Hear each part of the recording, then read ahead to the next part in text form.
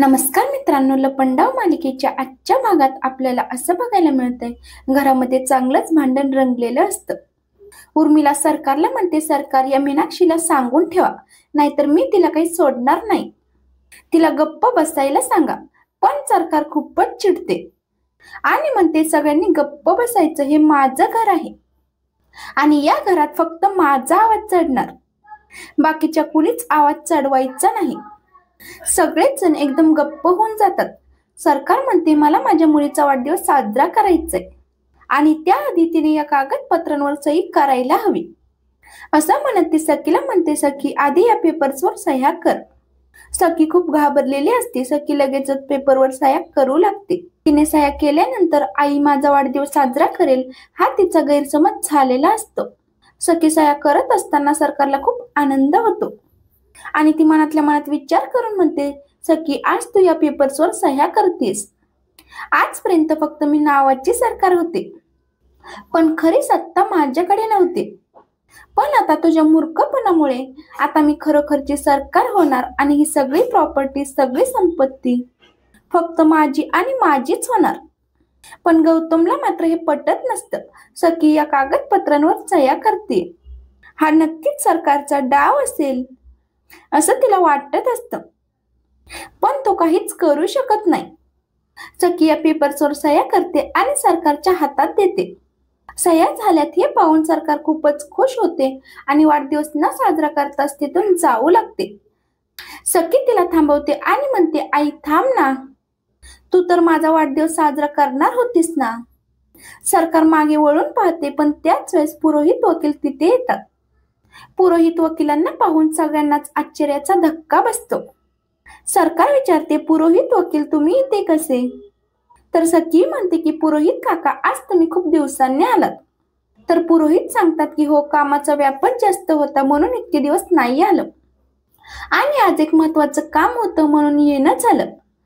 सरकार विचारते, कोणतं महत्वाचं काम? तर पुरोहित वकील सांगतात की, सखीच्या वडिलांनी एक विल लिहिली होती.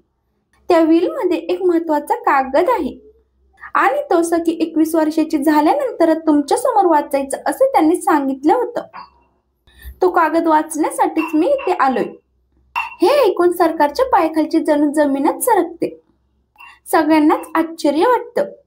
सखी म्हणते, ठीक आहे, आपण स्टडी मध्ये जाऊया आणि तिथे वाचूया. पण पुरोहित वकील म्हणतात, नाही, हा पेपर सगळ्यांसमोरच वाचायचंय. सरकार बसवून घेते.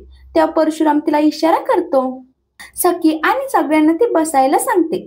सरकारने इशारा केल्यानंतर सगळेच जण येऊन बसतात आणि पुरोहित वकील हा कागद वाचू लागतात. ते सांगतात की, सखीचे बाबा हे खूप दूरदृष्टीवान होते, खूप हुशार होते आणि सखीच्या भविष्यासाठीच त्यांनी आपली विल बनवली होती आणि हा विल मध्ये हा क्रॉस टाकला होता. यानुसार जेव्हा सखी 21 वर्षांची होईल त्यानंतर येणाऱ्या 1 वर्षामध्ये तिचं लग्न व्हायला हवं. जर तिचं लग्न झालं तरच ही सगळी संपत्ती सखीच्या नावावरती राहील, नाहीतर या संपत्तीचा एक ट्रस्ट होईल. दर महिन्याला एक ठराविक रक्कम सखीला खर्चायला मिळेल आणि मग त्यानंतर या संपत्तीवर कुणालाच काहीच अधिकार सांगता येणार नाही. एवढंच नाही तर तिचं लग्न होईपर्यंत ती कुठल्याही पेपर्सवर, कुठल्याही डॉक्युमेंट्सवर सह्या करू शकत नाही. जर तिने सही केली तर त्या कागदपत्राला कोणताही अर्थ राहणार नाही. हे ऐकून तर सरकारला धक्काच बसतो. तिला आठवतं की आत्ताच सरकारने पॉवर ऑफ अटर्नीवर सखीची सही घेतली होती, मग या गोष्टीचा काहीच फायदा झाला नाही. हे ऐकून गौतम मात्र चांगलाच खुश होतो. तो जोर जोरात हसू लागतो आणि टाळ्या वाजवतो. माझा दादा खरंच खूप हुशार होता. आणि तो सरकारला म्हणतो, सरकार तुम्ही आत्ताच म्हणत होता ना की तुम्ही या सगळ्या संपत्तीच्या मालक आहात, सत्ता तुमच्याकडे आहे, पण आता सत्ता तुमच्याकडे राहिली नाहीये. माझ्या दादाने आधीच व्यवस्था करून ठेवली आहे. सरकारला खूप टेन्शन आलेलं असतं. उर्मिला गौतमकडे रागानेच पाहते आणि म्हणते की, तुम्ही गप्प बसा ना. पण गौतम काही गप्प बसायला तयार नसतो. सरकार उर्मिलाकडे चिडूनच पाहते. उर्मिला गौतमला जबरदस्तीने रूम मध्ये घेऊन जाते. सरकारला प्रश्न पडतो की आता काय करायचं, माझी इतक्या वर्षाची मेहनत वाया गेली आणि आता या सखीच्या लग्नाचा डोलारा कसा उभा करायचा. हाच विचार ती करत असते.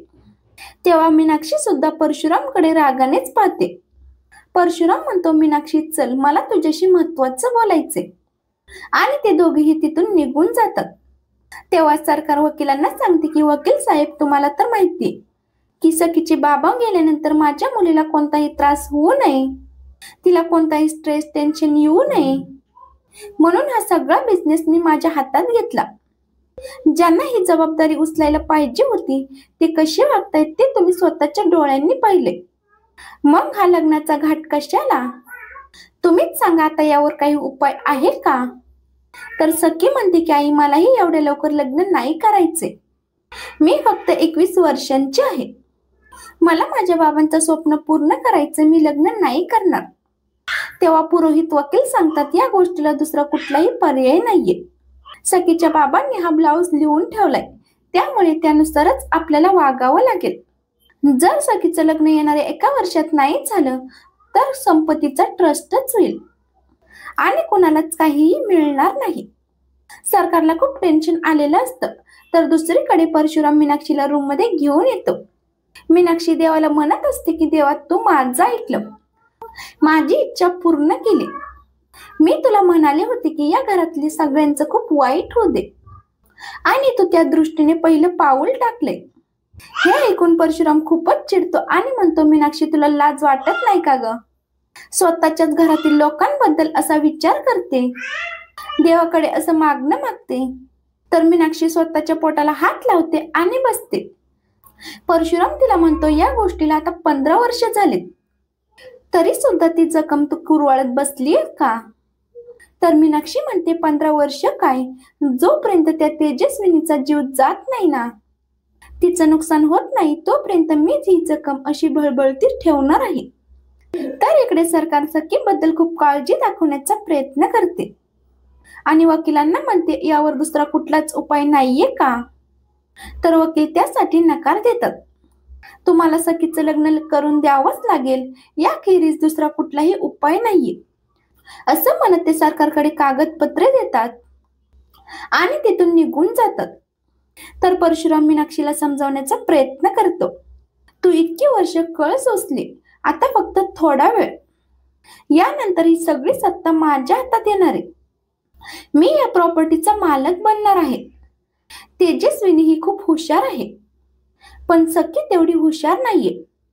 मी तर तिला केव्हाच गुंडाळून ठेवेल. तर मीनाक्षी म्हणते की तुम्हाला काही जमणार नाहीये, तुम्ही उगाच हुशारक्या नका मारो. इतके वर्ष जे जमलं नाही, आता कसं काय जमेल? तर परशुराम म्हणतो, मला कमी लेखू नको, तुला 100 ऑफ माहितीये का? मी तसाच अंडरडॉग आहे, पण एक दिवस नक्कीच करून दाखवेन. तर मीनाक्षी म्हणते की मला फक्त डॉग दिसतोय, तुम्ही कुत्र्यासारखे त्या सरकारच्या मागे पुढे करतात ते दिसतंय. परशुराम मीनाक्षीवर जोरात ओरडतो आणि म्हणतो, तुझी हिंमत कशी झाली असं बोलण्याची? तर मीनाक्षी म्हणते, माझ्यावर नाही ओरडायचं, तुम्ही स्वतःकडे पहा.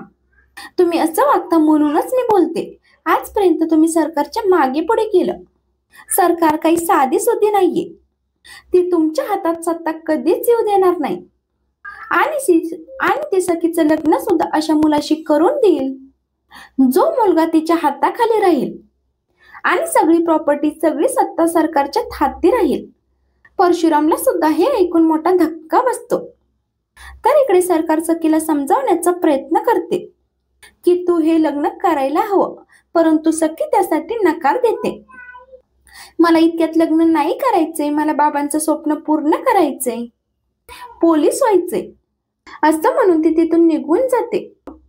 सरकार विचार करते की या मूर्ख मुलीला समजावून काहीच उपयोग नाही. मी इतकी वर्ष ज्या गोष्टीसाठी मेहनत घेतली, ती प्रॉपर्टी मी आता सहजासहजी अशी जाऊ देणार नाही. मी या संपत्तीचा ट्रस्ट ठेवू देणार नाही. मला सखीचं लग्न येणाऱ्या वर्षात लावून द्यावंच लागेल, आणि अशा मुलाशी जो माझं सगळं ऐकेल आणि ही सगळी सत्ता माझ्याच हातात राहील. पण असा मुलगा मला कुठे सापडणार? त्याच वेळेस कान्हा तिथे येतो आणि म्हणतो, मी आहे ना. कान्हाला पाहून सरकारला तर मोठा धक्काच बसतो. तर इकडे गौतम पुन्हा एकदा आपल्या रूम मध्ये दारू पीत बसलेला असतो. तेवढ्यात उर्मिला तिथे येते आणि म्हणते, तुम्हाला काही कळतं का? आपल्या मुलीच्या भविष्यासाठी आपल्याला हे सगळं करावंच लागणार आहे. तर गौतम म्हणतो, माझा दादा खूप हुशार होता.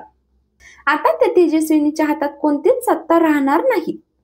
सगळी सत्ता सखी आणि तिच्या नवऱ्याच्या हातात जाईल.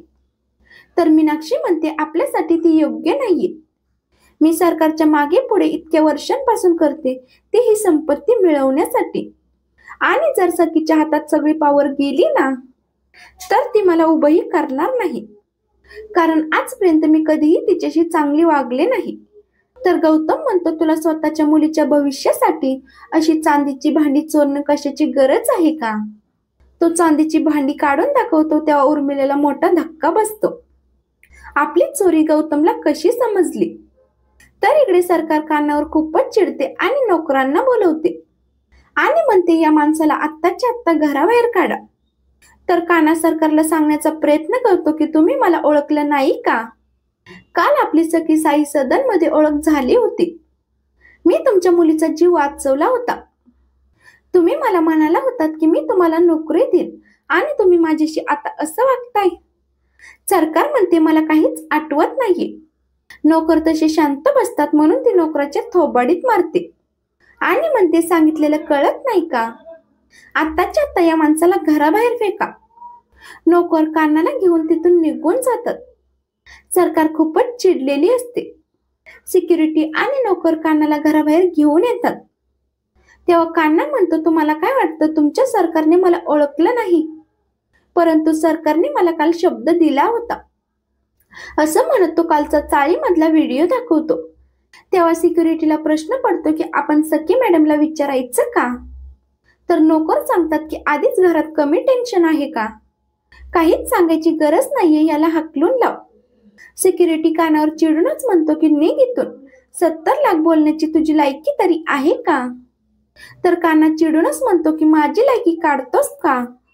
मी जर ठरवलं ना, फक्त 5 मिनिटात त्या घरात जाऊन राहू शकतो. पण तुला नाही कळायचं.